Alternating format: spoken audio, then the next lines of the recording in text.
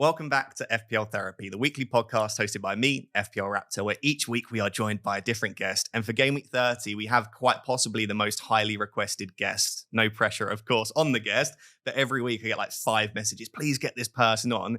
It is Andy Martin, otherwise known as FPL Tactician on Twitter. Andy has amassed almost 90,000 followers on Twitter, and he's arguably the most talked about member of the FPL community, for better or for worse. But if you do one thing today, I highly recommend following him. Very good at FPL, but also just very entertaining throughout the week too. I'll link his socials down below. Andy, how you doing, my friend? I'm very well, Ross. Yeah, thanks for inviting me. This is very special, very surreal. Yeah. Love your work. Thank you, I appreciate that. Yeah, to be in London and meet you. I'm feeling good, yeah. It's worked out perfectly because obviously you live in Bournemouth. We'll probably discuss that throughout, but I live in Nottingham. So having a date where we could both come down and also only a few days away from the Gameweek 30 deadline, off the back of you 3 hitting. I mean, you asked me for like a year probably to say, can you do it? Yeah. Like this worked out perfectly. So. Exactly. I have been trying. For those of you that ask every week, we finally have the man on himself. This podcast is sponsored by Club, the wonderful free-to-play fantasy football mobile game. And if you haven't downloaded Club yet, you now can. So there will be a link down below, and we'll discuss that a little bit later, and I'll give you an update on my club. And also, please make sure to rate 5 stars if you're listening on audio, and subscribe if you are watching on YouTube as well. We are so close to 15,000 subscribers. So if this is your first time watching and you enjoy the podcast, please do consider subscribing. So, because we've been a little bit out of the FPL frame of mind, have you been? Or have you been still tinkering with your team, looking at things? I'm always in the mindset. I'm just constantly focused on FPL. This is the difference between me and you. I've basically had 2 weeks off. So for those that don't know, I do a PhD alongside the FPL stuff and the YouTube. So sadly, I've had to really focus on that over the last couple of weeks. So I've probably worked harder in the last couple of weeks than I normally do. But it means that I haven't been thinking about FPL. And also we are waiting for the FA Cup info this weekend. So we can do a little bit of planning from 30 to 32. But 33 and beyond, we are waiting for that info. So I thought a nice way to kick this off, and because so many people wanted to have Andy on the pod, is just to go through and ask Andy some questions. So I asked for questions over on Twitter. I did say to Andy before this, I normally get like 5 questions. We had over 100. So I've just picked out some of the more popular ones that received quite a few likes. I won't ask Praz's question, which is why are you the way that you are? I mean, that's very much an online persona that I'd like to say I'm different in real life, but I kind of like to stick the needle in. Oh, yeah. You know. There is a question coming up. Sometimes twist a knife, and it's really brutal. But I don't want anyone to be offended. It's very kind of generic stuff. So yeah, perfect. So firstly, how would you describe your management style? So lots of people are eye test or analytics. Like, what goes into making an FPL decision for you? So for me, the main thing. I mean, I'm a patient manager, so I'll never do early transfers, try and trace value. I'm always someone that waits to deadline or earliest night before the deadline if I need to get exact price rises. Most of the time it's fixtures. Like even from game week 1, I'm thinking about targeting who I perceive as the worst teams. And from very early on, the promoted teams this season were horrendous. Like probably worse than ever, right? They are probably the 3 worst promoted teams. Southampton, Leicester and Ipswich, if you can target them with transfers, if you can target bringing in players who have got, say, maybe 2 of them in the next 4 or 5 games, I'm kind of looking at that and thinking, okay, who's the talisman? Who's the penalty taker? Oh, they've got 2 promoted teams in the next 6 game weeks with like immediately it's like Leicester up next. So I'm very much looking at fixtures. Analytics wise, I don't particularly look at stats. Yep. I'd say I'm more towards the eye test, looking at football, seeing how players perform. But I think it's quite easy to get in the penalty takers, talisman players for a team, which I look at quite a lot. Yeah, so target the fixtures, and then choosing between players, bit of eye test, and just the players that are on pens, getting good minutes, everything goes through them, basically. Yes, basically that, yeah. Okay, perfect. And then how would you describe your role within the FPL community? So I am wary, like I assume that people are on Twitter, but I have a lot of people that listen and watch that aren't active on social media, so might not know who you are. For those that don't, what would you describe your role? Are you a content creator? Are you a professional wind-up merchant? Like, what is your role within the community? I can't help myself, Ross. I really try to think. I don't think you do try to. No, I do. I think to myself, tone it back. And I'm just blurting out tweets which will get like a stream of consciousness. You just do what you're thinking, which will get interactions and like. So yes, it's going to annoy a few people, and it does. I can take it. Like, give me abuse, it's fine as long as it doesn't get too personal. Yeah, it's okay. It's FPL. It's a game. My role, I wouldn't necessarily say I'm a content creator. but I enjoy tweeting, posting on X. I enjoy the interactions, but also I think getting people to think about ideas about how they play the game. So I think where people are kind of helping people along, guiding them like yourself, and do a great job. I think you're really clear and concise. I'm perhaps always trying to look at the other angle and like why you should go against it, and always kind of contrarian is the way I probably describe myself. Yeah, because I don't know, I'd say you're a maverick, but you are very much always willing to go against the herd. But I don't think anyway, and other people might disagree, I don't think you do it for the sake of it. It's not just like I don't know. Being differential just for the fun. It's, I see an alternative route that could pay off. And I don't think you necessarily need the alternative route to be significantly better. But if it's equal to the popular route or the popular player, then why not take that risk? Yeah, and I think I've always been in a position where, especially the last couple of seasons, where I'm chasing. So I don't just want to go with the herd and try and slowly catch up. I want these weeks where I'm completely different to others to try and climb. But I think every season I think this looks a good route. This looks a good path. Why aren't people on this path? I feel you there. Cool. Right. So we've got some questions from the people that are tuning in. And if you are enjoying this already, then do make sure to drop a like and subscribe. So question from our good friend Alex Volo. Lovely guy, and very funny guy as well. Says, what is it like to be an FPL manager who doesn't make mistakes? That's an interesting question. Do you want to give the context of this to people that are listening that don't know about your tweets? Because you are someone that, do you know what? I actually like this, but I'll ask you to explain what he means, you think, by this. So I think, it's very tongue-in-cheek saying that I've had a perfect season. But in my own head, I have made a few mistakes, but the persona is I don't make mistakes. I haven't made a mistake. And I think it's hard to think of mistakes you've made, because I think mistakes are decisions rather than actual mistakes. Like actual mistakes is missing good deadlines and benching the wrong players, or putting the wrong armband on captains, or playing triple captainship in a single game week. Those kind of mistakes. Yeah. But for me, I think it's decisions. People look at the outcome as a bad decision. So I wouldn't put anyone off. Say if someone's like, I fancy Liam Delap to score a lot of goals in the next coming weeks. I don't think it's a wrong decision. It's not a mistake. No. It's not a mistake. Yeah, it's not a mistake. It's just a decision you're making that hasn't turned out great.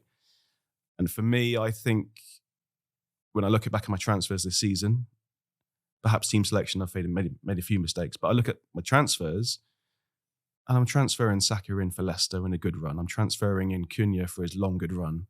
I'm transferring him in and out Palmer transfer him out when he's got bad fixtures, bringing him in again in game week 12 when he's got good fixtures.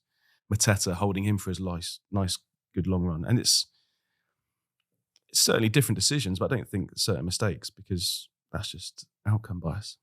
Well, that's perfect. So what I was going to say is it's from a psychological perspective exactly the way you should judge whether your decision was good or not before the outcome. Exactly. And I do that. Yeah. And sometimes you might sit there on a Saturday before and think, maybe that wasn't the best decision, or I've taken a risk that I can acknowledge.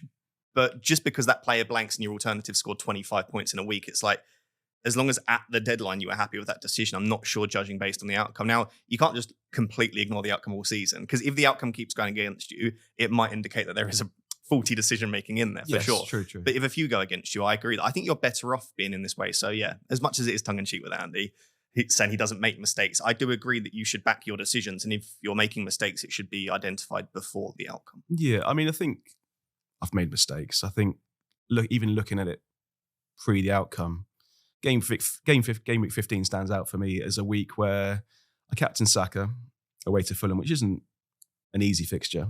It's a middleish fixture. I quite like Saka, and he was doing quite well at the time. But everyone was on Palmer, captain away to Spurs. I remember, yep. It's a decision. And I think perhaps looking back, Palmer was probably the right captain that week. But then to get the outcome of, say, a 2 points versus 18 points. And I've had a few of those this season where decisions have been annoyingly swingy. Yeah, it's been a very swingy season. Linked to Alex's question, we got a question from Elliot Wilson, said, would Andy rather finish top 600k, so let's say 600k, having played perfectly in your mind, or top 10k, with a bit of luck and playing the wrong way, where you look back on your season, I think I made some bad decisions there, but I got top 10k? What's more important, the end rank or in your head you've had a perfect season? No, I still think the rank, unfortunately, even though I think I've done quite well. I'm glad you said decision maker. I think I'd rather get lucky and boast. Yeah. Oh, yeah. Oh, the bragging rights. What's your best rank, by the way? Because I think people just assume that you're not very good based on this season. I hate that because I've been playing 7 seasons and I've got 5 top 100k finishes and I've got a 2k finish. 2k finish, yeah, I remember. Like 3 years ago. Brilliant season, yeah. And again, that was Gameweek 38. I think I went against Kane for captaincy, trying to chase mini league wins. So I was like 900th and I dropped down to 2k. And even then, I'm kind of like trying to chase rather than playing it safe. Yeah, you're a very rare breed in that if you were 1k, you would almost back against the EO, I think, in that case. And I think Praz is interesting, right? Because Praz is probably watching. Hello, Praz. This season, he was really high up. And I remember it was like 5 or 6 game weeks ago, it was like 5k. And it was like, I might as well take a risk and go for it because I don't know if I'm going to be back at this time. And I think that's a good piece of advice for someone that is really high up is, yeah, you want to secure a mini league win and you might want to secure top 10k, but you don't know that you'll ever get back to a spot where you're 5k. Like, it's difficult. So I think really attack it would be my advice. FPL Pineapple on Pizza. These names get better and better. What motivates you the most? A decent overall rank finish or the ability to wind up everyone who plays FPL? I mean, I actually don't know the answer to this. Yeah, I still think FPL finish is the priority. The winding everyone up just comes with my nature, right? I'm just trying to poke a few people, and it's not malicious. And I think some people read it as malicious, and if they don't know me properly, then I think, oh, this guy is an idiot. This guy's horrible. What's he saying? His posts make no sense. Yep. But a lot of it is just kind of my humor and me enjoying myself. And every time I do a post, I'm smiling to myself. I was going to say, can you paint us a picture? So you're sat there in your robe eating your porridge. Paint us a picture of what it's like as you're sending out these tweets that annoy sometimes hundreds of thousands of people. I could be anywhere. I could be in the stockroom at work, in my robe eating porridge. Does it just come to you? And something comes to my head. I'm like, get that down, tweet it out. And sometimes I'm on the 50-50 where I just post it and then kind of turn my phone away like, this is funny. Yeah. I don't want to look at the reactions. My motto now is if I'm 50-50 on whether I should send a tweet or not, I don't send it. Okay. But I feel like it's wise for you. That's probably wise for me, but I appreciate that you always send them. So moving on, FPL_Timmy said, and I actually am really interested in your opinion on this. We'll try and remove the bias. You are a massive Leeds fan, I should say. You're going to Ellen Road tomorrow. Yeah. So I've got the weekend off work, which is London today, up to Leeds tomorrow. I can't wait. So it's been years since I've been back to Ellen Road. So. Oh, really? Has it been that long? Yeah. Okay. So the question is, where would Leeds have finished if they had played in the Premier League this season? Let's assume that you weren't able to make extra signings with the money. So with your exact squad you've got right now, where do you think Leeds would finish?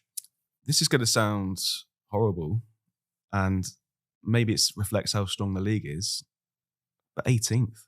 Like, do people think... Let's say that was with the 3 new promoted teams as well, you think you'd finish below Ipswich? No, okay, so with the 3 promoted teams. Let's say they stay in there. Let's say there's 21. 17th. Okay, perfect. But I worry that the squad that we have is great for the Championship. I think we had a stronger squad last season with Ruta and Somerville. Ruta's a big loss. Yeah, who we got good money for. I think if we'd have gone up, maybe they would have stayed, maybe not. But you put us up with this squad, I don't think we've got the firepower, especially up front as a striker, to score many goals. And it's really concerning, again, whereas promoted teams are finding it harder and harder. I mean, I think Wolves, who are 17th, like half of them are in the Brazil squad. Yeah, it's crazy. And they're 17th. So there is a huge gap now, isn't there, between the promoted teams and... Yeah, they're the worst team outside the 3 promoted. It's Wolves. Yeah. With Cunha and Gomez and all of these, these great players. It's crazy. Yeah, so... I think it's again so tough if we do go up, and I hope we do, because we need to financially. But it's really hard, and you need to kind of try and attack it as much as possible. But Ipswich tried with the lap, and it's still not. What do you think we could do? I mean, like what can we do as a footballing association as fans? Like, what could we do to just bridge that gap and mean that promoted teams can actually stay up? Because it just seems to be following the 3 were relegated last season. Same 3 will be relegated this season in terms of the newly promoted teams. It could very well happen again. I think it probably will happen again. And Is it a bigger payment when you hit the Prem to give more spending money? Is it? It might be the case where you kind of, if you come up for the first time, kind of accept you're going to go down. Because you got the money, you can rebuild again and then bounce back up like stronger that way. But these mid-table teams in Premier League are so strong. It's so hard to get a result for promoted teams, I think. Yeah, sadly. Okay. I did hint that we might be able to get this today. FPL Apocalypse says, what happened to the weather reports? And then we did get another question. Can Andy do a live weather report? Are you happy to deliver a live weather report for the crazy weather next week? I will try my best to do a live weather report. Okay, you can look to the camera for this one. Deliver it to the fans out there. I would just like to say apologies. I've not been doing them. Yeah, what's happened to the weather reports? My shift on a Thursday's changed. And that's just thrown you off completely. So before I was doing 10 o'clock starts on a Thursday. So Thursday morning weather report. Thursday morning, but now I'm opening up the arcade at 8 o'clock. So I have to do it from work. I wanted to do it outside my back door, really. I feel like the background is very. If I was talented enough, I would edit behind you, but go for it. Just leaning out my back door. That's all it was. Like, it's so stupid and so. But yeah, okay. Yeah. Get into character. Get into the. Yeah. Okay. Go for it. Hi guys. Here's my Gameweek 30 weather report. Next week, it looks like a beautiful, beautiful week. Sunshine. And with the clocks moving forward, summertime really takes effect. And you can expect sunshine in Liverpool, Manchester, Birmingham. And even when the game starts, maybe a hint of dusk is still looming. But it's going to be fine. No need to worry. Tune in sometime again for another weather report. Oh, not done that for a while. God, I was trying so hard not to laugh. You threw me with the clocks. I knew it was sunny, and I was actually going to say it's sunny. The dusk, the clocks. This is why you're a pro. There you go. So there's the live weather report. You've been horrendous. I mean, it's. I don't see how that's content, but it's the best. Yes, you are a content creator. And then final question linked to your job. So you work at Bournemouth Pier. What's your job title? Assistant manager. Assistant manager for the whole arcade. For the just Pier Amusements, yeah. It was. Amazing. I was a seafront operative. Oh. But now it's just in the arcade. Yeah. Okay. So the question from Cinders_UK, it's one I'm interested in. I don't know if you're allowed to talk about this, but what is the best method for winning a soft toy / teddy on the crane machine in his arcade? I mean, I post arcade figures on my to 90,000 followers. Which, if you're watching Bournemouth Cancel, just ignore me for that. The best thing is, like, we fill them up quite a lot. If you ask an assistant to fluff them up, move them around a bit, it's just about getting lucky. Is it set that you can only win when the machine tells you can win, or do you could you win like 2 in a row, for example? Or does the machine not allow that? No, you could. Okay. And people do. These machines are cleverer than you think and cleverer than they look. They look like there's a claw, just loosely can pick up teddies, but they've got a computer in them knowing that you've set them up to pay out £25 a teddy. Yeah. And we check it every month. And it kind of works out as £25 a teddy. Yeah. The way you set that up. So the claw becomes loose and tight. Yep. On whether people have won. And that happens a lot. So busy periods where like it's being played constantly and then our teddies haven't been fluffed up, they're kind of flat and people haven't won for 100 quid. Yep. And you realise, people haven't won. Then you fluff them up. And someone can win like 3 in a row. And and then they go, I'm the king. I'm so skillful. Like, yeah. And then other people see them winning 3 teddies, and they hound the other machines. It's just so. Yeah. Okay, this is good information. Well, so what? Another tip. Just one more tip. So the cranes we have, there's 2 sections for them. There's a left-hand side and right-hand side, like compartments, like each with different teddies in. The left-hand side is kind of a 51% chance because that claw can drop into that hole, but also you might get a lucky bounce and it drops into the other hole. Oh. The right-hand side, you can't get a lucky bounce to drop it in the left-hand side. So yeah, if you're torn between a claw machine with 2 sides, left-hand side, you've got slightly more chance. Okay, so if you're ever in Bournemouth, find Andy. He'll fluff up. I mean, he'll fluff up the teddies. I mean, if you come to the arcade, I'll give you some sweets and some key rings. There we go. Not a problem. Yeah. There we go. I'll have to pop by at some point then. Cool. All right, that was more of one of the more interesting starts to an FPL therapy episode. So we're actually going to get on to discussing some FPL now. So let's briefly go through how we did in Gameweek 29 and sort of set the scene for how your season's gone and also what chips you have. So I'll just read out your team, which was a free hit team. Mhm. So this isn't Andy's team. He'll be returning back to his team, which we'll discuss at the end. You got 74 points on free hit. Pick some great players, but as we discussed, it sort of does even feel like you've left points on the table there, but still a great score. So I'll just read it out. So it's Sells with 1 point, Gvardiol 1, 8 Nuri and Semedo, obviously with 2 apiece. So no clean sheets, then that probably feels like where the most points were left. Midfield of Gibbs White and Alanga, so 21 points from the pair of them. Clivert a bit disappointing, and Bruno Fernandes with the Vice armband. And then your front three was Marmouche, Haaland captain, and Eva Nilsson. So the big returns coming from Alanga, Marmouche, Fernandes. 74 points. You've also got returns from every player on your bench in Raya, Erdegaard, Gabriel, and Kirkes. So talk us through the free hit, why you chose to free hit, how the season's gone, because you've had a little bit of a jump there. You're 393 now. Mm-hmm. What's the goal? The goal is to carry on playing well. I've got chips left to kind of do that. I really think I can get top 100k. That's the target now. I don't think it's going to be more than that. I think still having triple captainship and the way my team is for Gameweek 30 with the three transfers I have, it's in a good state. The free hit, I saw it back from a while ago where it was kind of the Palace players who had a good fixture 28 and 30. They had a double game week in 32. So kind of like, I want to keep the Palace players. I wanted to keep the Liverpool guys. So at the time I was thinking I'll keep Trent, Konate and Salah because I think they're great and they can do well. I know it's not worked out that Trent obviously injured now and it's not done well, but coming back to the team in 30 with the Liverpool guys, the Palace guys, still got Isak, who I think everyone's going to move to. I kind of saw 29 as the week where I don't have to use my free transfers. I can keep the team that I've got for 28 for 30, which I then think the 30 team looks good. And even though it's a close decision, even leading up to the free hit week, I was thinking like I could use my free transfers and get 11 out.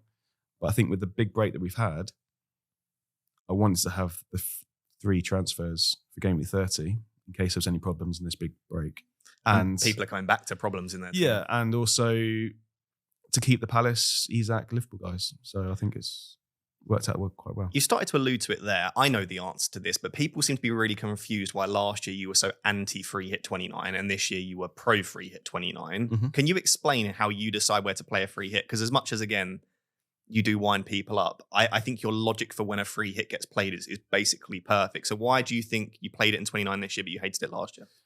Even for this week, if I scored 30 points, people would go, oh, it's a terrible free hit. Why'd you free hit? It wasn't really about the week. It's about the weeks before and after and how the state of my team is. It's more to do with the path that I'm on rather than the actual week. And I look at the way the season's going. It's now come to this point of the season. It always comes to this kind of point in the season where I see others struggling that have kind of chased every week. But my path is always kind of, this is now the good end of it, where I've got the team, I've got the chips, and we can attack it. Yeah, I think in regards to the question about the free hit 29 last season and this season, is last season the teams that had a free hit, or the teams that were blanking, had bad fixtures around it. So the Arsenal and Man City had faced each other around it, and the teams that played in 29 last season had good fixtures around it. So I don't know why you wouldn't load up on the players last season. And this season, the players that were blanking in 29, Newcastle, Palace, Liverpool, had good fixtures around it. So I wanted to keep those players. I think it's important. So I agree with what you're saying here is that the week of the free hit isn't the most important thing. It's the surrounding weeks. I saw a lot of people last minute decide to free hit 29, and I feel like that's when you're not gaining the value from it. You need to plan it quite far in advance to make sure you load up on the players that have the good fixtures either side. So I feel like that's a key piece of advice. If you ended up free hitting in 29, obviously sometimes you can't help it with injuries and other issues, but try and plan as far in advance as you can and commit to a strategy. I think that makes it a little bit easier. Because if you free hit in 29, but you come back with only 1 Newcastle, 1 Palace, and like 1 Liverpool, well, then you didn't really get the value in 28 and 30. Yeah, exactly right. Cool. So I didn't free hit, but I managed to get 60 points. It was actually quite a big week considering, and that's pushed me on to 2,001 points. So I've just snuck over 2,000 points, which is a 32k overall rank. I'm pretty happy for that at this point. I've still got free hit wildcard and bench boost, but I've used triple captain and assistant manager. So my team was Pickford in goal, 3 points, absolutely fine in a week like this to get 3 from him. The back line actually delivered. So Gabriel clean sheet and Robinson clean sheet and bonus was really nice. I wish I could do better in the defence. Honestly, my free hit could have gone off if I'd picked Arsenal defenders. Yeah, we've got Raya and Gabriel on the bench. Yeah. And the other two weren't very good. So I brought in Nico Williams for 1 point and Vandenberg. At least he played. When Vandenberg came off the bench for like 20 minutes, I was buzzing. I was like, give me that point. So that was nice. My midfield was okay. In Burmo 6-pointer, Enzo 2, Kluivert 2, and Fernandez 17. I also viced Fernandez. I'll be honest, I was always captaining Haaland there, but in hindsight, Fernandez against Leicester, it was a good game. And then, my front line was Haaland captain and Wood with a 2-pointer. You made a mistake, Ross. You didn't captain Bruno Fernandes. I love Bruno Fernandes. Do you know what? The joy that I get owning Bruno Fernandes and just getting to cheer him on for 2 reasons. I know you know this yourself, but like you loved owning Rafinha, obviously. It's just owning your best player in FPL when you're a fan of that team is just, there's no better feeling. And watching him just ball out at the moment is brilliant. But my bench was Salah, Mateta, Munoz. So I made the bold decision, I think bold, to sell Palmer and Isak rather than sell Mateta. It gave me Fernandez and Kluivert, which I thought was a little bit stronger overall. And I just think Mateta's great for 30 as long as he's fit. So I'm loaded up with 2 Palace for Southampton. I've got Salah, I've got Haaland. I just don't have Palmer and Isak. So we'll discuss Palmer, bit of an injury doubt at the moment, but having no Isak in the team, Isak might be the most terrifying player in FPL for me to not own. Like I'd rather have him than almost both Haaland and Salah at the moment. So I don't know why I sold him, but it was just the easiest path for my team for that week. But I want him back as soon as possible. I think he's the best forward in the world, perhaps, at the moment. Yeah, I saw a video with Solanke and he was rating who's a better forward out of Haaland and Isak. And I was surprised he said Haaland in that video for Sky Sports. But what can Isak not do? Oh, he's just even incredible. His passing is good. He's so good. I saw the assist for Sweden this week. Exactly. Crazy. Yeah.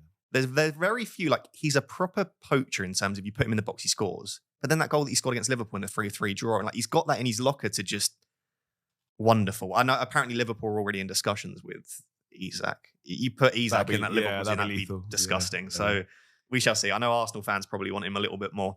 So the next section, I actually found this a really interesting question from Brian. Said, normally a mid-table club has a great run in the last 2 months of the season. Who do you think it will be and what players would you sign? So on your screen, you'll see the Premier League table. This might be a little bit monotonous to listen to, but for those on audio, I will read it out for you. We've got Liverpool in first with 70 points. Arsenal obviously 12 points behind in second. Forest third. Chelsea fourth. Man City fifth. Newcastle sixth. Brighton seventh. Fulham eighth. Villa ninth. And Bournemouth 10th. Between Bournemouth in 10th and Chelsea in 4th, there are 5 points. So 4th to 10th is all to play for. So immediately, it's not the question that you've asked, but those teams are fighting for everything right now, even if they're still in the FA Cup, for example. But regardless of other competitions, the Premier League is critical for them. They could get a top 4 finish if they string together a few wins. Beyond there, I think it's probably a little bit beyond Europe for those teams, but we've got Brentford in 11th with 41, Palace in 12th. They've made a great recovery. United in 13th, Spurs in 14th, Everton 15th, West Ham 16th. Again, it's quite tight there. So between 16th and 12th, between West Ham and Palace, 5 points again. So West Ham on 34. Then there's a drop off to Wolves on 26. And then it looks pretty much like the 3 teams below that will be relegated. Ipswich and Leicester on 17 and Southampton on 9. So basically, unless Wolves lose all of their remaining games, I can't see anything other than those 3. It's not going to happen. Wolves are going to pick up enough points. Even if they win a couple of games, then I think it's game over. And then you still need Ipswich and Leicester to win games. Which you can't see. Exactly. So I'll turn the table to you, Andy. The question was, which of those sort of mid-table teams can you foresee going on a run? You know, like similar to Palace last season. Yes. That's back after the season. They'd just gone a crazy run. Like, which teams are you looking at there? I always think Palace. I think when they're all fit, you look at the squad, and I think the internationals they have, like, it's a solid defence. And Henderson's great keeper. Gahey, Munoz is probably the best defender in the game. And then you've got the attacking threat of Eze, Sarr, Mateta, who I just think they're brilliant footballers. Wharton back as well. Wharton, I mean, it's like when Palace at full fitness. There's not a weakness in their squad, I wouldn't say. You look at that squad and you think, wow, okay. On paper, they're a lot better than a lot of teams. So Palace, I mean, They've got a couple of tough fixtures. I know the double. It's a tough double, but they're more than capable of getting results and scoring goals. So if they get some decent results in Gameweek 32, I think they can push for it. Great certainly. entry point as well. Yeah. On your screen, I've actually starred 3 of the teams that I think I could foresee going on a nice run, whether that be due to fixtures, due to the underlying data of the teams, due to the run in form. But so Palace are one of them. The other 2 teams are Spurs and West Ham. So neither Spurs nor West Ham have exceptional fixtures. West Ham's maybe slightly stronger. I just think West Ham have been so much better under Potter. I don't think it's been such a drastic difference like Everton under Moyes, for example, but they've definitely improved. The defensive data has drastically improved, as we'll look at. They're still struggling to put the ball in the back of the net, but with the likes of Kudus and Bowen, I just feel like they've got enough talent to start scoring more goals there. And I think now that Potter's steadied the ship, they're not going to get relegated. Their defense has tightened up. He might allow them to just play a little bit more attacking football. So I could see West Ham doing well. And then I just think Spurs have so much talent in that team that with the players returning from injury. But do you though? Because are they talented? I think so. I see the Spurs squad. I know they've had injuries and perhaps defence is weak with Archie Gray playing centre back all the time. But I don't see the Spurs lineup as. When's Kulu back? Like, that's the big loss. Yeah, I mean, Kulusevski had a great start, and he was going so under the radar at the start of the season. He was like the only player at Spurs who was worth considering. Yep. But there's something about Spurs that does not. I guess they're not really playing for Ange at the moment necessarily, but they've got Southampton at home next week. It's true. So that's the fixture to bank on. I mean, suddenly they're good again because we got Southampton. Yeah. Exactly. I do also think that Brentford, I'll get Brentford's fixtures up because the next couple aren't perfect, but then so they've got a bit of a tricky run. So Newcastle, Chelsea, Arsenal, Brighton, Forest, awful. But then the back end, they've got United, Ipswich, Fulham, Wolves. I reckon that for those final 4 weeks, Brentford could go on a nice little run. Potentially there is a double in 36, not for Brentford. Although it could be for Brentford. Forest and Brentford have the chance of doubling in 36. I think Brentford will be on our radar. Outside of that, I mean, Everton are the team where their underlying data as a team is way out of where they're actually placed. So they're like 4th or 5th best defense. They're even attacking numbers. Like Beto's been really decent for them up top. They're up to sort of 10th or 11th. So they shouldn't probably be 15th, and they're probably better than where they're placed. But when I say Everton's fixtures are bad, I mean, I've never seen a run like that. Yeah, this next 5 is it top 5 or? Yeah, it's Liverpool, Arsenal, Forest, City, Chelsea. That is the top 5. Yeah, that is the exact top 5. Yeah, so it doesn't get much worse than that. And you might say like Chelsea's not a bad game, fine, but you're not bringing in Everton assets. After that, they then have Ipswich at home and Southampton at home in 2 of the next 3 weeks after that. Yeah, I mean, I'm wildcard in 34, 35. So you're going to have to. So maybe I do have Everton. You're probably going to have double defence and Beto or something like that. Knowing the way you play with Ipswich at home and Southampton at home. And I'm a big Branthwaite and Tarkowski lover. So yeah. Big centre backs that can score headers. Yeah. Just going back to Brentford, huge fan of Bremo and Wissa. As in, Wissa's so underrated. We'll discuss Wissa later because his data is incredible, but really underrated. They're Champions League players, and I think. Do you reckon they both get moved this summer? One of them? I think there'll be clubs in. Yeah. Even Forest were in for Wissa in mid-season. Yeah, I mean, if they can get Champions League football, I think it's the right time for them both to move. But they're so. Every time I watch them, it's like these two are just so quick, so dynamic. The movement, the clinicalness of both. It's just 2 top players that don't get talked about enough. Really. And Mikkel Damsgaard probably doesn't get talked about enough as well in behind as well. I think he's had a really solid, especially like sort of the second portion of the season. But if they can hang on to those players, I mean, they're not far off Europe right now. They're on 41, Fulham in 8th, Brighton in 7th on 45 and 47. It's not inconceivable that they make a push, but they would need to win 7 of their last 9 games, which is quite difficult. Yeah, Newcastle Brentford's an interesting game. Certainly, if they go there and win. Exactly, yeah, that puts a big statement in. But it'll be really interesting to watch. I would just keep an eye over the next couple of weeks, especially if you're wildcard 31, maybe looking 30. Just have a look between sort of 4th and 10th because it's so tight there that teams can't really afford to rotate and rest too much. There will be a little bit, especially for those teams in other competitions, but it's looking really, really tasty. Cool. I think because we obviously need the FA Cup info, I don't want to go too much into what do the fixtures look like, particularly long term. But what we can do is just discuss the players that have been performing incredibly well over the past 10 game weeks. So on your screen, what you can see right now is the top 17, and the only reason it's 17 is I can't fit more on the screen, but the top 17 players for XGI per 90 over the last 10 game weeks. I've chosen 10 because I want to pick up on some recent trends, but if you do like the last 3 or 4 game weeks, it's just too small of a sample size. Like one tap in, whereas 0.9 XG completely skews the data. So yeah, XGI per 90 over that time. Before we even look at the players, I just wanted to give an update on the injuries. So Chris Wood injury. I'm keen to get your opinion. No comment. On Chris Wood. The Chris Wood injury update. And I'm not laughing because he's injured, but if you follow Andy, you'll know. The quote from Nuno as of yesterday, so the 27th, was, "There is a scan today. We are still waiting. He has been to see a specialist for a scan. He will not be available for this game, which is the FA Cup game against Brighton. He felt a kick really hard on his hip. We'll have to wait and see." Opinions on Chris Wood? I get a lot of stick about Chris Wood. Honestly, 3 or 4 of the questions were, why does he hate Chris Wood? I do not hate any player. I like to poke, and I think with Wood, it's the overperformance. It's the bitterness that comes through where I haven't owned him. I was so bitter when I didn't own him at the start of the season. And he's scored a lot of goals when I'm thinking, I've got like players that are doing more. 3 times the chances. Yeah.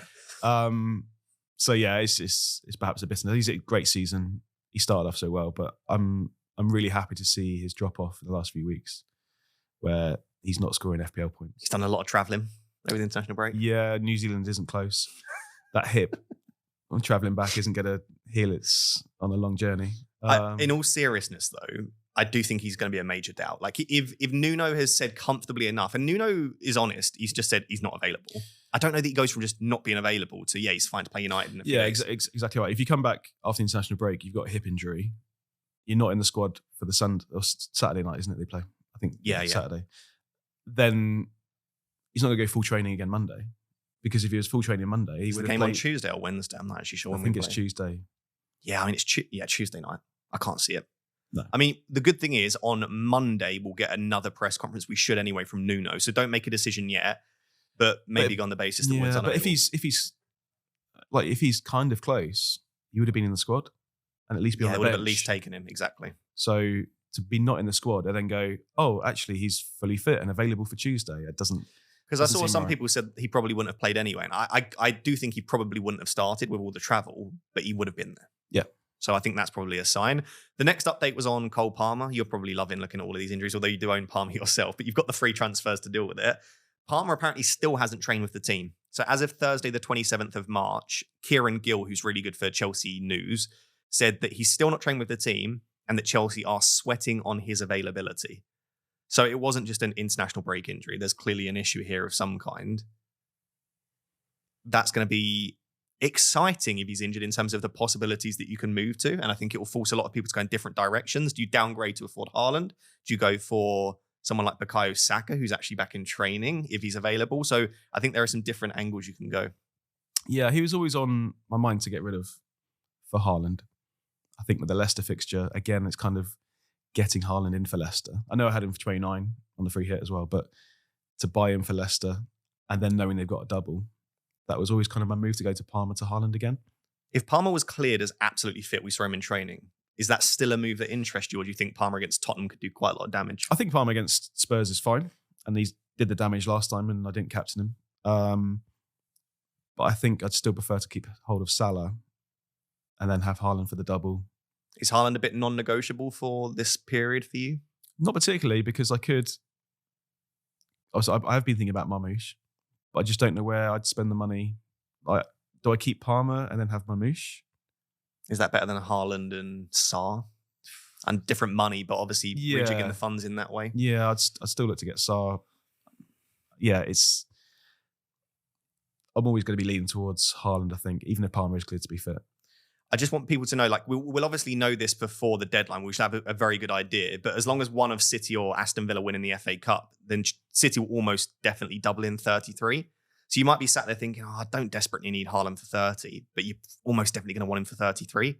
So I feel like if you're going to get Haaland, the entry point is Leicester. Even if you're wildcarding next week, I feel like this is the week to do it. Yeah. But I also think a lot of people will be moving to Mateta. This is the other thing. Even more so than Haaland, perhaps, as a double sooner. It's 32. and they got Southampton fixture. This is why I think Wood and Palmer, everyone was like, everyone's going to go Wood to Mateta, or everyone's going to do Palmer. I think there are so many routes depending on, do you own Haaland? Do you want to get up there? If so, you've got to upgrade Wood and downgrade Palmer and make another transfer. Do you have Mateta already? If not, you can make that move, but then no Haaland. Like, I think there are various routes, especially for people that own both Wood and Palmer. And based on what we know right now, it looks like neither will be available. But let's wait and see.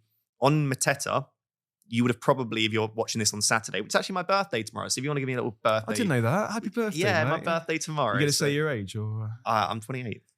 No. I know. People think I'm 40. I should have asked people to guess. How old do you think I look? Anyway, but yeah, I'm 28. But do you know what I am? 43. No, I'm joking. You are. I think you are. I know you're 32. I'm 40. Who looks older? I think Annie looks younger than I do. Okay. Sorry. Swiftly moving on. Yeah, I don't want to think about that, how old I look. But you would have already probably, if you're watching this on my birthday on the Saturday, you might have already seen, because I think Crystal Palace Fulham is the early kickoff. I think it's at 12:15 or 12:30. Mateta is expected to play. As long as he is in the squad and gets some minutes, you'd expect him to then be back for Southampton. If he's not in the squad on the off chance, bit more of a worry then. But I would expect, he's been in training for like a week and a half now. I think he just had to follow concussion protocols in terms of, because they had a friendly that he wasn't able to play in, but I think it was within the concussion protocol. And obviously he had to let the wound heal. So basically, Wood to Mateta is a really nice option.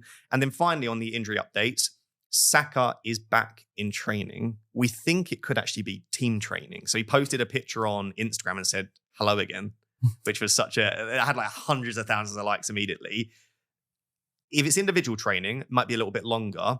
Fabrizio Romano did say that he's almost definitely back for the Real Madrid game, which is in between 31 and 32. There are quite a lot of games in close succession, so I'm not expecting him to just go back in and play all available minutes. So I would put him on, he's going to either be back in the squad in 31 or 32, or suppose, we won't know from Arteta, but he could be back as early as this week. That creates a real issue in our teams, I think, Saka. I love Saka. Exactly. Yeah. And how do we fit him in with Isak and maybe Palmer and Salah and Haaland? And I mean, if Palace win and Arsenal get the double, it's a nice double. I can't remember. I need to remind myself. Ipswich and Palace, I think.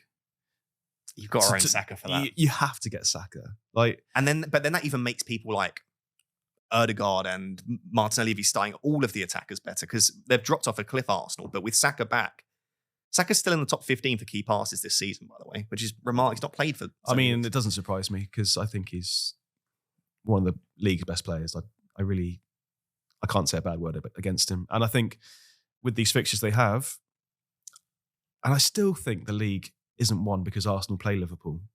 And I know that sounds crazy, but they do want to secure second as well at the very least. So they've still got some things to play for until that is mathematically no longer possible. But like, if he gets to the double and there's still a chance that they can still win the league, because they've got to go to Liverpool after the double. Lots of home games coming up before the Liverpool game as well. Yeah, nice fixtures. Fulham, Brentford, Palace, Bournemouth all at home, and then Everton, Ipswich as the 2 away games. So 4 home games in the next 6.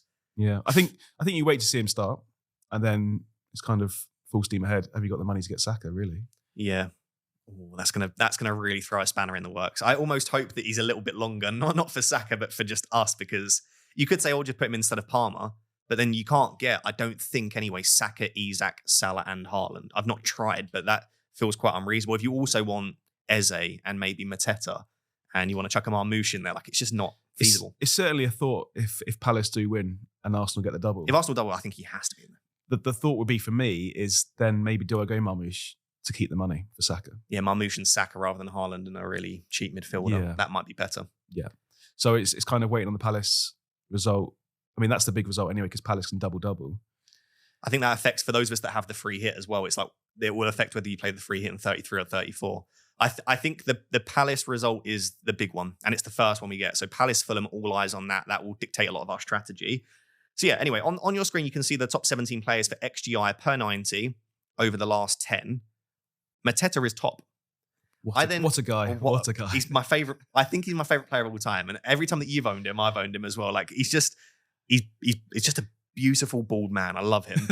Now, I tried adjusting this for the last 8 and the last 6, because people might be like, why'd you choose the last 10? It's an arbitrary number. He is top for XG over the last 10, 8 and 6. So it doesn't matter where you adjust the sample to. The man has been an incredible run. He's obviously had the injury, a bit of time off. He could have lost a bit of rhythm. I think he's supremely good. Yeah, and I think with those stats as well, there's been some offside calls that have been so marginal from Mateta. 2. Yeah. So add those in as well. He could have had some and there was calls in one there. where Munoz literally could have cut it back to him as well. So yeah, I mean, so he's at 0.91 XGI per 90 if you're listening and not watching. He's approaching 1. That's quite remarkable. And I think he's had 2 penalties in there, maybe 3, but still, even the non-penalty XG numbers are really, really good for him. Across the season, he's down quite a bit. But with Mateta, he's streaky. So the concern would be, if he blanks against Southampton and looks a little bit rusty, it's like he could then go on a game of blank in 4 games. You wouldn't put that past him. He's done that before. Interestingly, after Mateta, we then go on to Salah Haaland. It shows why they're priced the way they are, that they're in the top 3 there. I almost feel like those 3 players, if you can fit Mateta, Salah, Haaland in, they should be in your teams. I agree, and I think they will be. Because you planned. But yeah, Salah and Haaland, I just think the 2 of them, for me, I would put Isak into that category, but if I'm going to have to drop one, I can't drop Salah or Haaland instead of a Palmer. Saka's going to make it a really difficult discussion, I think, but those 2 just absolutely excellent. Wissa, you wanted to discuss anyway because how good he is, but he's up at 0.77 XGI per 90. Across the season, it's 0.74. It's just consistently a big chance monster. He's getting as many big chances as Salah and Haaland. Incredible player. Why goes under the radar in FPL? Is it the lack of penalties? Is it? Yeah, could be lack of penalties, but every time I see him, he gets a shot away so well, and it's like solid shots. It's never like scuffed. It's kind of. I'm glad you said that. I was watching Planet FPL. They did by the way, if you don't watch Planet FPL, you should, but they did a fantastic podcast on data across the season.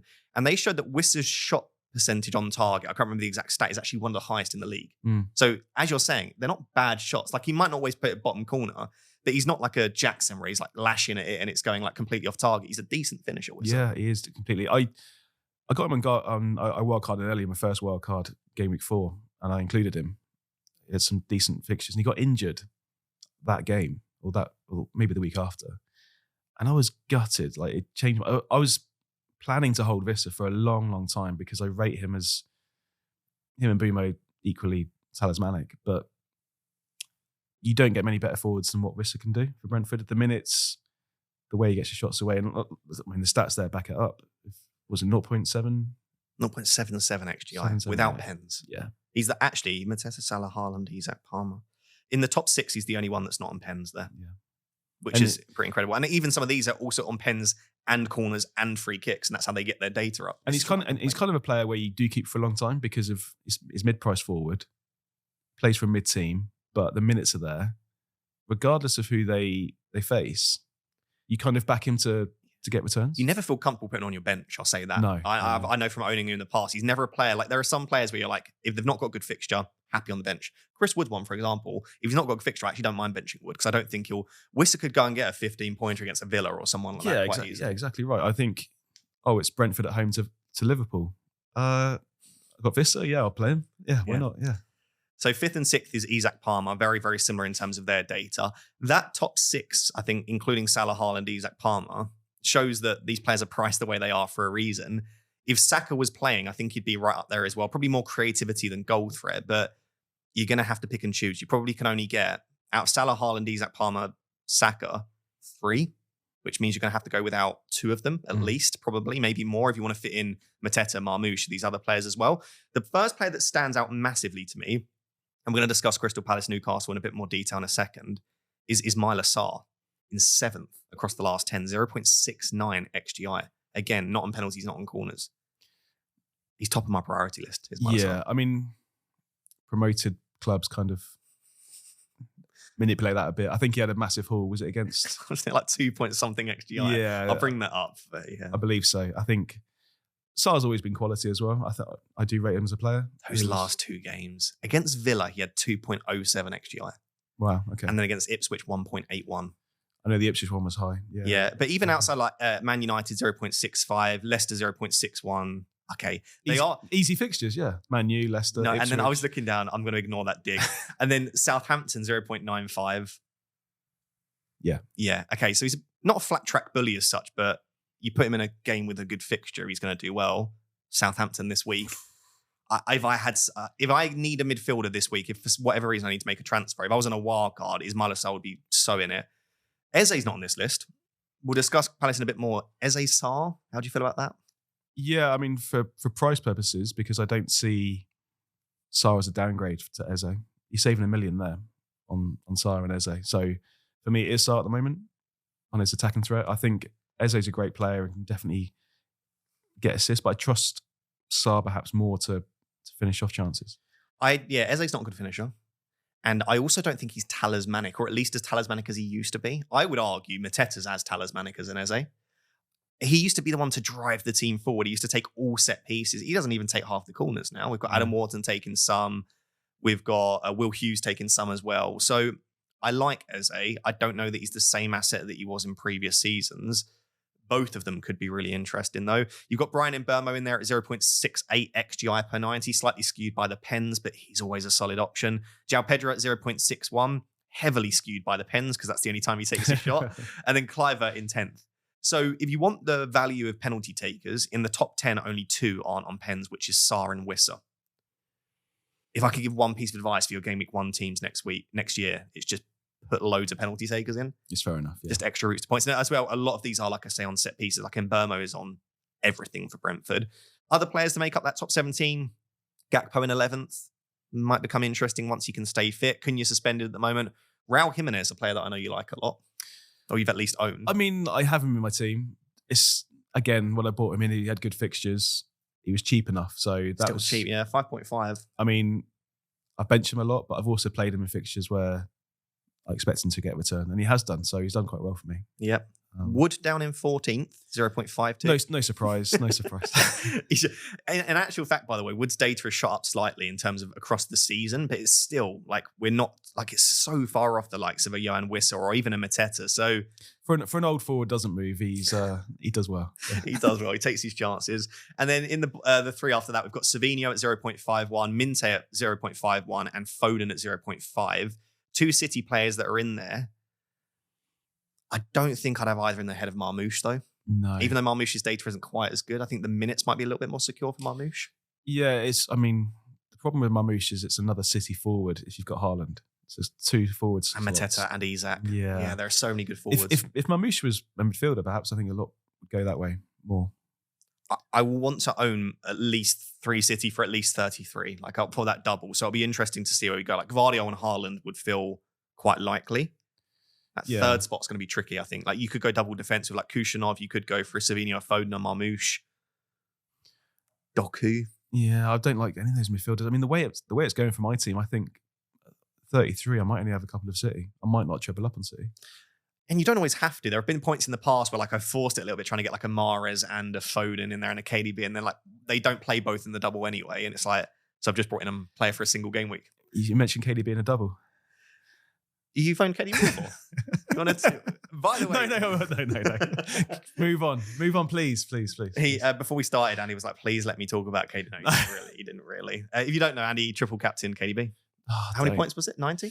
Oh, I forget. Oh, you forget? Yeah, I can't remember either. Forget.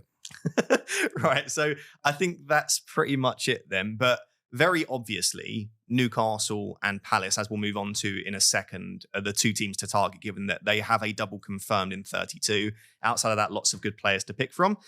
So guys, FPL Therapy continues to be sponsored by Club, the wonderful free-to-play fantasy football mobile game. And as I said at the start, it is now available to download for free and try out. It's been, I think, 14 months that I've been playing Club 4 daily, which is why my team looks so amazing. But please do give it a download. Loads of people have been sending me their teams. Let me know who Agent Manny gets you on the first one as well. I am also in the game too. I'll try to remember to flash it on screen, but I've been added into the game as an NPC, as the director of football. So not only am I playing and a shareholder in the company, but I'm also a character in the game. So when you do download Club, you'll see my face pop up, which is pretty cool. But this is my team. Unbelievable. Front 3 of Salah, Palmer, Isak. Midfield of Fernandes, Bruno, Rice, Eze. I've even got Gvardiol and Gabriel. I am over my salary cap, so I'm going to have to sell someone. Otherwise, I get my points reduced. But basically, what we do with the guests is get them to try and pull us a decent player. I hope so. There is also, as you'll see on your screen if you're watching on YouTube, a nice new animation. So it will pop up with letting you know the rarity of the card, and then the card will pop up as well. But I will give that to you. feel free to click meet now. So I'm not going to know. Do you want to know? Is it good? I'll let you know. Fulham. Okay, what position? 79. I rate him. You rate Defender. him. Bassey? It is Bassey. Oh, it is Bassey. Got it first time. Very decent. Fulham have been brilliant defensively. But yeah, you see the new animation that pops up. It will tell you about the rarity. It will give you the position. It will give you the rating and then the club as well. He's actually got some good scores in club there. 23 there and 18 there. I'll give him a cheeky little sign, you know. Will he get into my team? Maybe not. I mean, I'm very, very stacked. My team is very good. Your team will not look like this when you first start playing club. But yeah, if you want to check it out, there will be a link down below. Please give it a download. Support the team because they've just done an incredible job building this. And yeah, you'll see my face pop up on it as well. And then I just wanted to look at the defensive data over the last 10 game weeks. So on your screen, you've got the XGC, or teams sorted by XGC over the last 10 game weeks from best at the top. So Liverpool at 0.76 down to Southampton at the bottom at 2.58 XGC per 90, which is horrifying. So again, I'll read out the table for those that are listening. So we've got Liverpool in first, then Arsenal in second, and Fulham in third. Palace in fourth, Everton in fifth. All five of those teams at less than 1 XGC per 90. Fulham, Palace, Everton, obviously keep an eye on because they're the teams that are approaching the likes of Liverpool and Arsenal. Then a little bit lower, you've got the likes of Brighton, City, Chelsea, West Ham, Brentford, all of those between 1.2 and 1.3 XG. So XGC, I should say. So decent defences. Then we see a little bit more of a drop-off to the likes of Bournemouth, Newcastle, Forest, Villa, Wolves, Leicester, all at about 0.14 to 0.15 XGC. Then there's an even bigger drop-off to Ipswich, Spurs, and United. Spurs and United are worse defences than Ipswich and Leicester over the last 10. Doesn't massively shock me either. The big standout for me, and I'm interested to get your opinion because you've been all aboard target Leicester most specifically, Southampton at 2.58 XGC per 90. There have been a few big games that have skewed that. That is 1 XGC per 90 worse than Leicester. And it's 0.7 XGC per 90 worse than Man United. So this suggests to me that they are comfortably by far and away the worst team in the league defensively. Would you agree with that, or are you still target Leicester based on your eye test stuff? No, I mean, it's a bit surprising how bad Southampton are. I mean, that is terrible. Perhaps they're more expansive as a team than Leicester. Yeah, they don't sit back. Well, they hold the ball a lot as well, and they try to attack. And kudos to them for trying. They're trying very badly. Yeah, I mean, you can't argue with that. I think Leicester and Southampton are by far the worst two teams. And you can watch it, you can look at stats, and you don't have to go far to agree with that.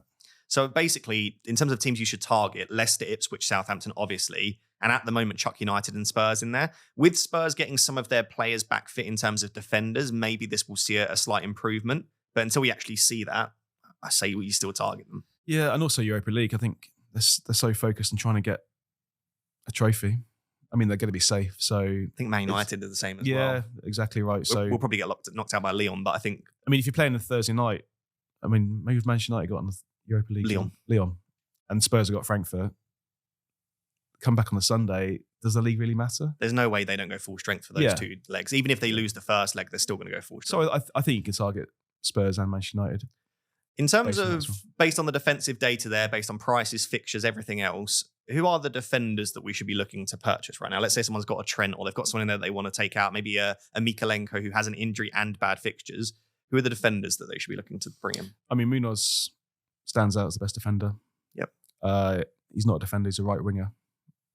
He's even more attacking than that. Yeah. He's the third, apart from, so pretty much I look at player positions in games, and he's further forward than Mateta in every single game in terms of player position. The only player that sometimes gets ahead is actually Eze.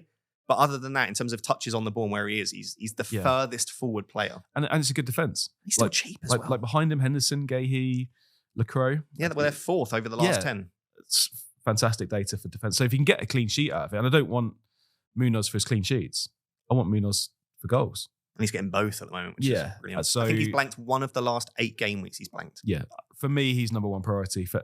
I include probably any player across and I think any strategy. The whole of FPL is Munoz is the one. Yeah. Like this week, if you haven't owned him, I think he's the one to target. I think the double is interesting, right? Newcastle and City away. I don't expect a clean sheet in either of No, those, as you no, say. no. But will Palace score? Yes. Is Munoz one of their most attacking players? Yes. Yeah. So you wouldn't mind having Mateta in that double. You certainly wouldn't mind having Munoz in that. And Munoz in a double, yeah, we'll get 2 appearance points. We won't get a clean sheet, but 1 return, he's on 10 points. Yep, in exactly. a double. So, and that's what I probably expect from him. Any other defenders other than Munoz? Let's say people can't afford, or they've already got Henderson, they don't want to double up. Like, is there anyone else on that list that stands out? I mean, it's a slim pickings. It is slim pickings. I think it depends again on doubles. I think you can go to Brighton defenders who've massively improved recently. If they do double, they've got a nice fixture in 32. I think it's Leicester, I believe. Yep, Leicester at home in 32. That's quite a nice run of fixtures actually for the up until Gameweek 37. It's not a bad. Yeah, not a bad Brighton have got a good run. The defensive numbers are improving. If they get the double in there as well, which is a fine double, West Ham and Brentford. Yeah. Okay. Then maybe a Van Heck or a Stupinan. Is he starting? That's what games? I think Estu's got quite a lot of minutes recently. Yeah, he started the last 3. Okay. And before that, he was very, very nailed on. He was getting 19 pretty much every game. So yeah, we can keep our eye on that. Because he got the free kick recently, didn't he? Yep, exactly. I like that then. So Brighton potentially. I mean, we have to give a shout out to Arsenal. Yeah. Like if you don't have a Gabriel and you've got the funds, potentially. And City. Gvardiol, Kushyanov, but Kushanov's not as nailed. Gvardiol's very expensive. West Ham, I suppose, especially if they get the double in 33. Potentially, I think Wan-Bissaka Could go to a Wan-Bissaka, is an exactly. option. And then I think Brentford for the remainder of the season. But outside of that, I know people will look to Bournemouth. Good fixture this week, but then you're starting to miss the boat a little bit. If they get a double, which is a possibility, right? If they beat City, then that becomes more enticing. So we need to wait for the FA Cup results, but I think Munoz. Yeah, I mean, Kirkes, is anyone else apart from Kirkes? I know he's a bit expensive now, isn't he? He's 5. Like 5'2", is he? Yeah, 5'2". Howson's not bad. I keep dreaming of this Howson bullet header. Well, actually, I don't own him, so I don't want it. But I keep expecting it to come, and it's not. I just want to look at his attacking data is just not dropped off. He created a big chance against Brentford, had a big chance against Tottenham. Something's coming then. It does feel like that. I mean, when he joined, he obviously got the 2 goals pretty quickly after. In his first start and his 4th start, he got goals. But since then, it's been a little bit less common. So yeah, I think if they beat City and they double, and they got a nice fixture this week, you think, okay, I could go for Bournemouth defender. But absolutely, Munoz is top of the list there. Cool. Right. Moving on to Palace and Newcastle. Then we've teased a lot throughout, especially about Palace. So let's start with Palace. I've got 6 players on your screen for Palace that you might want to consider, which is Mateta, Sarr, and Eze in terms of the 3 attackers. And then defensively, Munoz, 5.1, Lacroix at 4.5, and Henderson at 4.6. Who would be your 3 Palace players of choice if you're on a wild card and you could just choose anyone? Take into account also like other players that you might want to own. Yeah, other positions as well. Yeah, exactly. Yeah, so who would they be? It would be Munoz as number 1 because defenders, there's not many to go around. Like if you have 5 defenders in the game, There's an alternative, yeah, it's Munoz. So for me, he's number 1. I think Mateta is going to get the goals, isn't he? So for me, he's number 2. Henderson, the third spot is tough because I think you can go Henderson. He's done great. He does saves, clean sheets are good. Lacroix is a good cheaper option defender if you want to go double defence that way. Eze and Sarr are pretty close. So I think the third option is tight. I would lean towards Sarr because of his price, but I can understand completely double defence if it's a Henderson, if it's a Lacroix. Yeah. I can. Especially as there are so many midfielders to choose from. Yes. And I'd say probably fewer goalkeepers. There are other goalkeepers you could choose, but there aren't loads of standouts. Whereas I could easily choose 5 midfielders that aren't Sarr. Yeah, and you think that double, you think, okay, we've mentioned no clean sheet, but Henderson gets 7 points. He makes so many saves, yeah. Just from Palace are really good at, we look for this in the past, and teams like Burnley were really good at it, where if they concede shots, they're never really in the box. Palace concede a lot of shots, but they're so tight defensively that Henderson can often make a lot of saves. And he's a good goalkeeper as well, I think. So you would say Mateta, Sarr, Munoz? I would just about. But, okay. But I think Munoz, Mateta, the third one is tough, but I would go Sarr, yeah. Oh, just on Lacroix, the reason I've put him in there is he's the cheapest Palace defender in terms of confirmed to start. And he's the best for baseline bonus out of all Palace defenders as well. Mm-hmm. So if Munoz doesn't get an attacking return, he's never getting bonus with a clean sheet. True. Every week I look at it, he's so far off the bonus because he gives the ball away a lot. He tries to dribble with it. His pass accuracy is rubbish. Like, he takes shots that often don't hit the target. He's not good for bonus. Nothing that Munoz does is good for bonus, whereas Lacroix is perfect. He's a bit like Saliba. And in fact, he reminds me of Saliba when I'm watching him, but just passes the ball sideways. And he's really good in the air, really good with tackles. So if you're not expecting attacking returns, Lacroix is the most likely to be getting you baseline bonus and therefore bonus points. So I'll chuck him in at 4.5. Yeah, I can understand that. I just wouldn't see him as an alternative to Munoz. I think he's an addition. Yeah, so maybe something like a Munoz, if you think, Lacroix. if you think, oh, okay, I can get some cleans from Palace, double defence that way. I can understand that. Yeah. Is Henderson up to 5 now? Is he or price wise 4.6? Yeah. Okay, so he's still quite cheap. Still really cheap, and he's the third highest scoring goalkeeper in the game this season. Fourth highest. I like him a lot. Eze, I know we did briefly discuss it. What would be the justification, you think, for paying? Because he's 1.1 million more still. It is a lot more. I think the justification is that Eze is a good player. Historically, we've got that to back. He can get returns. It's tight, but the fact that it is $1 million cheaper, and perhaps Sarr is more attacking. And yeah, it's going to be Sarr over Eze. I saw someone build a wildcard draft today, which I really, really liked. I can't remember the front three, but they had Eze, Sarr, and Munoz, no Mateta. Okay, yeah. That could be justifiable given there are so many good forwards to choose from. Like, you could comfortably have like Marmoush, Haaland, Isak, or Isak, Haaland, and then one other player in there, Wissa. I just love Mateta. Yeah, so it's the same. I mean, the tucked in shirt. Yeah, it's the tucked in shirt, that lovely bald head. It's just, he's got an aura about him. And then you can sing his Boom Boom Boom song, which is, I won't sing it on the podcast, but it's wonderful. Yeah, I mean, buy Mateta, and I think it was Gameweek 19 maybe, around about that nice time. Nice and early. It's just, I just trust him. Yeah, especially when he's on a nice streak. Okay, so hopefully that helps with Palace. In terms of Newcastle, Brentford, Leicester, and a nice double. That's the difference between Newcastle, Palace, is that the doubles Crystal Palace and United are both at home. I much prefer that.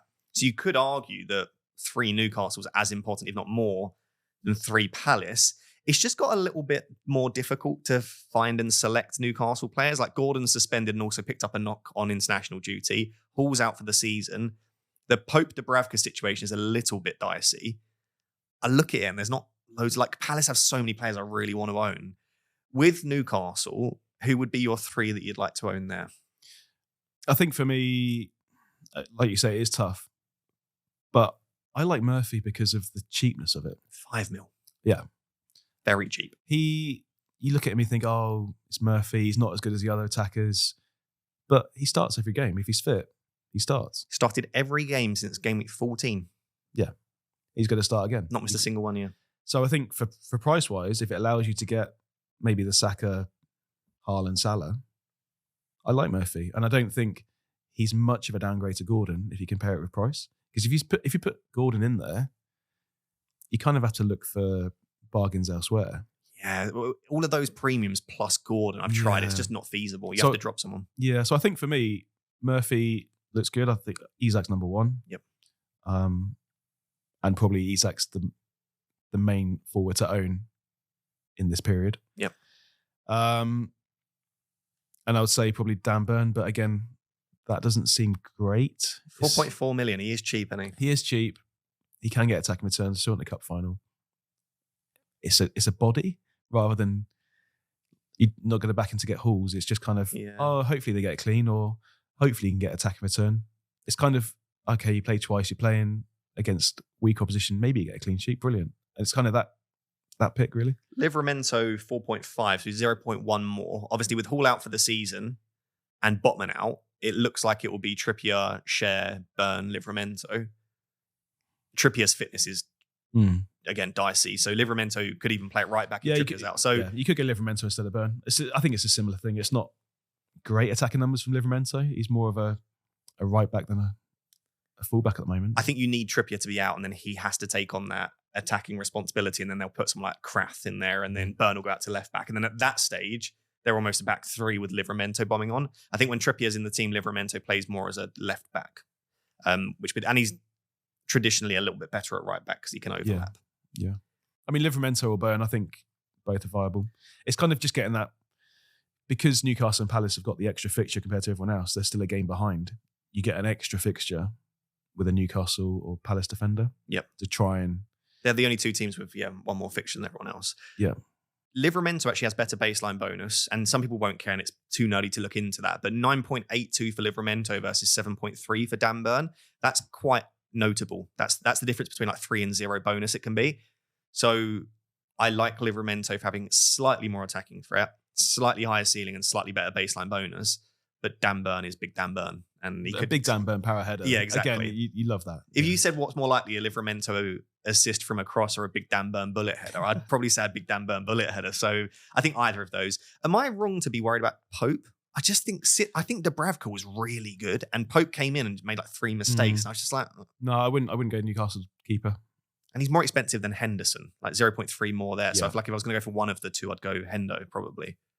Yeah, exactly right. I think if you look at it and think of, say, if you go for a Henderson and a Burn rather than a Lacroix and a Pope, I think the Henderson route is the better way. That way. Okay, so to recap, top 3 Newcastle. Top 3 Newcastle, Isak, Burn or Livramento. Can I put them as number 2? Yep. Getting one of them in. I don't think double defence. I think just get a Newcastle defender as a body. Yep. And they could return. And Murphy's number 3 for price. Okay, I like it. Allows you to do other stuff. Because if they're the same price as Gordon, it's Gordon, but it's a big difference in price. Yep. I would agree with those 4. I think I just have Murphy in 4th at the moment because when I built a wildcard for 30-31, I wanted so many midfielders that I just couldn't find a spot for him. But if you have Murphy, Sarr, Salah, Saka, and then a third midfielder in there, it does still look really strong. I think there is no reason why you wouldn't want 6 from these 2 teams for 32. And ideally as soon as possible. They've got good fixtures over the next 2 as well. Yeah, I wanted 3 Palace immediately. 3 Palace immediately this week. Ideally 3 Newcastle next week for their game against Leicester. And then you're targeting the Southampton and Leicester. I don't think Brentford at home is like... Brentford are a good team. And they do concede chances. But I don't see that as like, you have to attack it this week. But Leicester next week is a big fixture to attack. Yeah, I am probably bringing in Burn this week. Yeah, I think that's fine. Brentford's attacking data has dropped off marginally as a team. So I wouldn't put a clean sheet past him at all. But I'm probably going to bench him. But it's as a kind of to fund Haaland. Yep. Is selling Trent to Burn. Don't mind that at all. Cool. Right, next section, we've got some quick fire questions. You've answered a lot of these throughout. More questions. Okay. You've answered all of them throughout, so it's just to recap and to use for socials and stuff like that. I say quick fire. If you want to give a bit of justification, you can, but let's say 10 seconds max per question, yeah? Mm-hmm. Who is the best captain for Gameweek 30? Erling Haaland. If you can't afford Haaland? Salah. I'd agree with that. Who are the best 3 Palace players to own? So cover that already. I'm going to go for Munoz, Mateta, Sarr. And who are the best 3 Newcastle players to own? I'm going to say Isak, Burn, Murphy. Perfect. Isak or Mateta if you can only buy one? Isak. And your favourite goalkeeper for the final 9 game weeks? Oh, good question. Henderson. Because he's got the extra fixture and a double with another keeper in there. That you can rotate. Yeah. Perfect. I like that. Yeah, it's strategy dependent, that final one, but I think, you always attack the one with the extra fixture. Cool. Next section is the prediction game for FPL Therapy. So if you're new to FPL Therapy first and you've got to this point, please do subscribe. I really appreciate it. We basically each week ask our guests to select 3 players under 10% that they think will do well for the upcoming week, basically differentials. In Game Week 29, Stephen predicted Dango, 8 Nuri, and Raul Jimenez and got 5 points. Ouch. Sorry, Stephen. It's harder than it looks. That is like 4 weeks in a row. I feel like our guest has just not done very well there. But Andy, you're going to change that. I hope 2 so. of your options, I was like, obvious. And then the third one, I was like, ooh. So we'll I mean, that. 2 of the options under 10% is mad, right? I know, right? So the first one is Ismaila Sarr. How is he 4.5%? I mean, the next one surprised me more, but still, that's very cheap. I guess the blank, everyone had to sell. Yeah. And this is why the free hit might have worked well for some people. But yeah, Ismaila Sarr, it's a great fixture. I think Southampton actually concede a lot of chances down that left-hand flank as well. I agree completely. Yeah. Okay, next option. And this, I literally messaged you saying, how is he so low? 5.5% Mateta. 95% of people playing FPL don't have Mateta. 95% of people playing FPL haven't lived the dream No. of owning Mateta. Please just buy it. How do you get Chris Wood over Mateta like 10 weeks ago and think, that's a good decision. I know. I'm tweeting out loud. I shouldn't. Yeah, you're just getting an insight into how that's what you're tweeting then. Okay, so those two are fairly obvious. Southampton, both somehow. By the way, Eze was below 10. So you could have gone for the trifecta. But the third one, I thought it'd be a bit different, yeah. Was so different. I was actually going to say, did you mean to type that? And then I looked at his underlying data and he's checked to him a few goals. Declan Rice. Yeah, I think the perception of Declan Rice is CDM. He's not. He's not. No, he's on set pieces.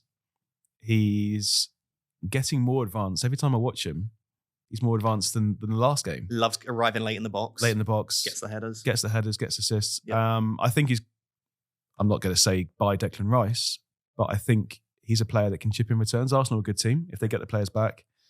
If he's taking corners, they're great at set pieces.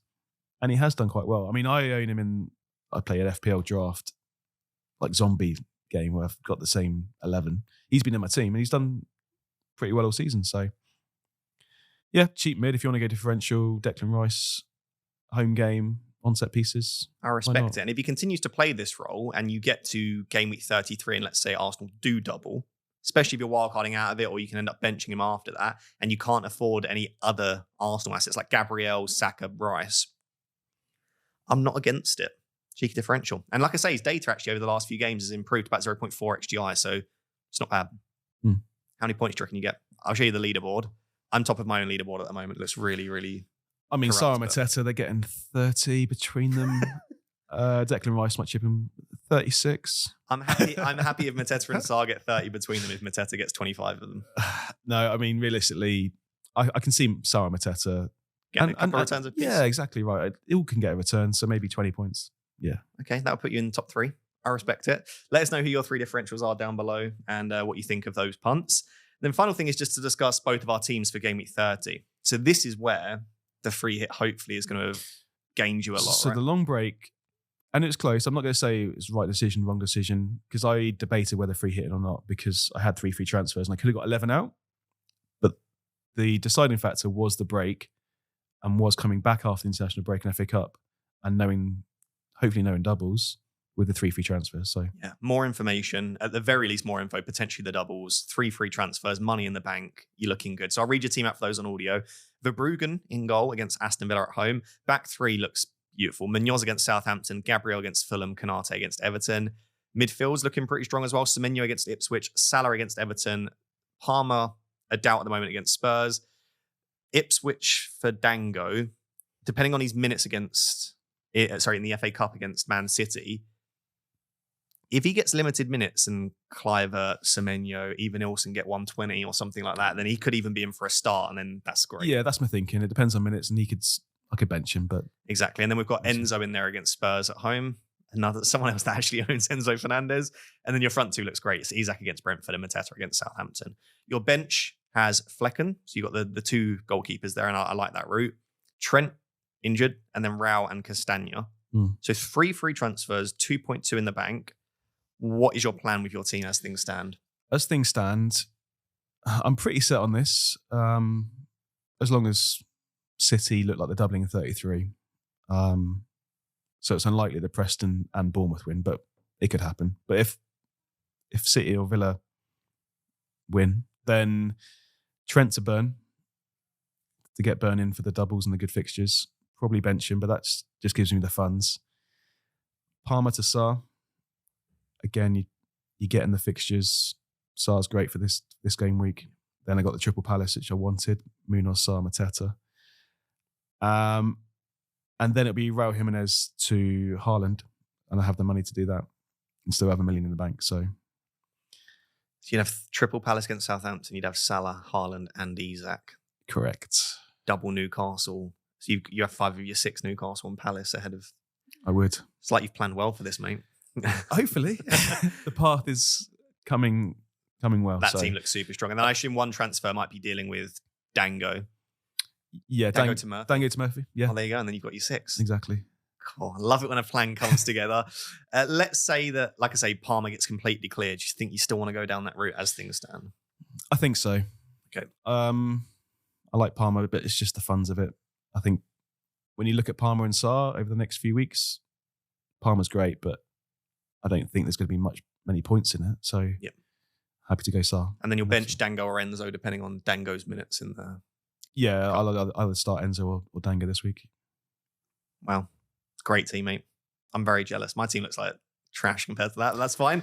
We've got one free. But you didn't free hit, so this is true. So I've got Pickford in goal against Liverpool. It's fine. It'll make some saves. Oh well. Back three, I do have Munoz, which I'm very happy about. I don't have to use a transfer there. Gabriel against Fulham and Nico Williams against Manchester United. So honestly, that back three is fine. Pickford will make some saves. My midfield is in Burmo against Newcastle, Salah against Everton, Fernandes against Forest, a bit of a clash with Williams and Fernandes, Kluivert against Ipswich, and I also own Enzo Fernandez for Spurs at home. And then my front two is Mateta and Haaland. I like that. Haaland has the armband. On the bench at the moment, I've got Chris Wood because he's an injury doubt, and also, well, I'd probably start him if he was fit, but injury doubt and an okay fixture. It's a good fixture. I can't bring myself to say it's a good fixture. It's Lovely a good fixture. And then Robinson against Arsenal. I've got 0 free transfers and 1 free transfer and 0 in the bank. So I can't really do much with my team. Like if I had enough in the bank to do Enzo to Sar, I'd be very tempted. I've already got Mateta, so selling Wood for anyone doesn't make sense. I'd only want Isak, but I'd have to find the funds to make the move. So basically, I don't see a move with my team that makes sense with 1 free transfer and 0 in the bank. And I also don't necessarily think I need it. I think I'd be forcing it slightly. Like Enzo's not great, but... Yeah, no, Enzo's fine. You wouldn't want to take a hit with that team, for sure. And I think you can kind of go with it and like build up a free transfer. Yeah, ride it out. And then I think the plan is to wildcard next week. The only thing that's going to throw a spanner in the works, and I don't know what the chances of this happening is if we get the doubles announced before the 30 deadline, do I go early? Because the team doesn't need it, but I'd get an extra Palace. I'd get Isak in there. I'd be able to remove the likes of Enzo, who's not great. I probably wouldn't have him Burmo against Newcastle away. I'd have a better goalkeeper. I feel like if I get the info this week confirmed, it might be that I play it in 30. It's definitely an upgrade. What do you think? I would say write it out still. I would say even if we get the information that doubles and where they go, to watch the games midweek, yeah, it's not ideal, but your team's fine. Like a lot of teams are going to be good.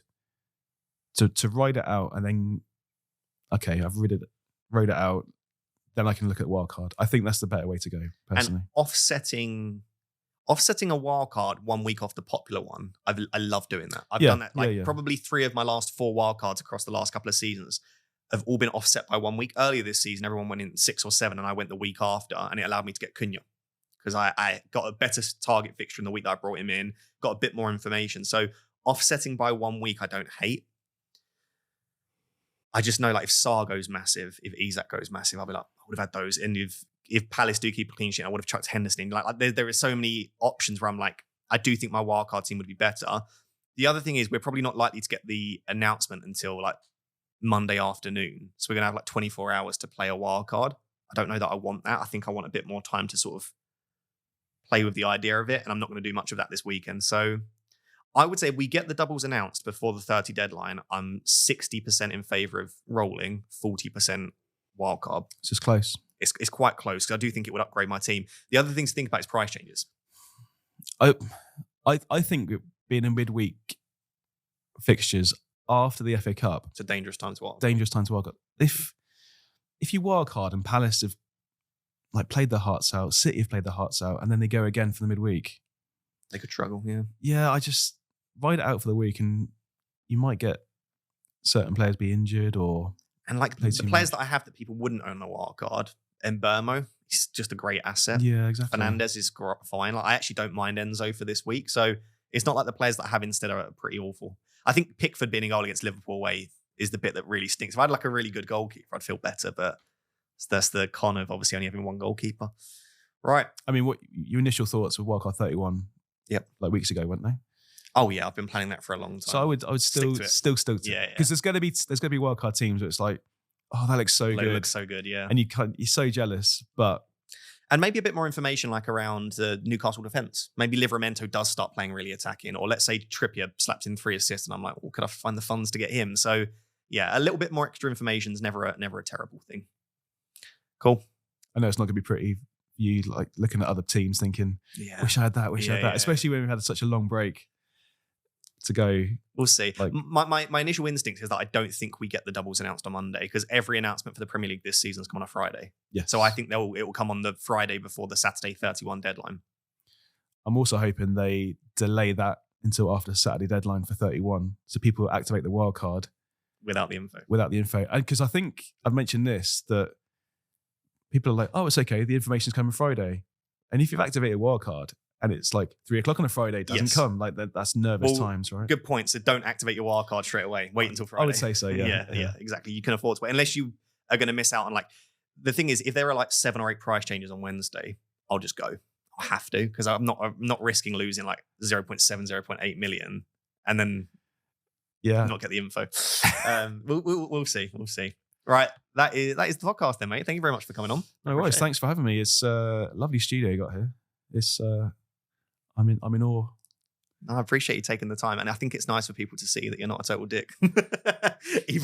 even though people might get that impression from people can think it. No, just don't post it back to me. Yeah, just understand that most of what he's saying is with a big smile on his face. Sometimes he's serious, but most of the time it's a persona, as he said. But yeah, thank you very much for watching. If you have enjoyed Andy's thoughts today, then make sure to check out your stuff on social media. He does often go on other podcasts here and there, but maybe at some point. That was one of the questions, actually, when he started a YouTube channel.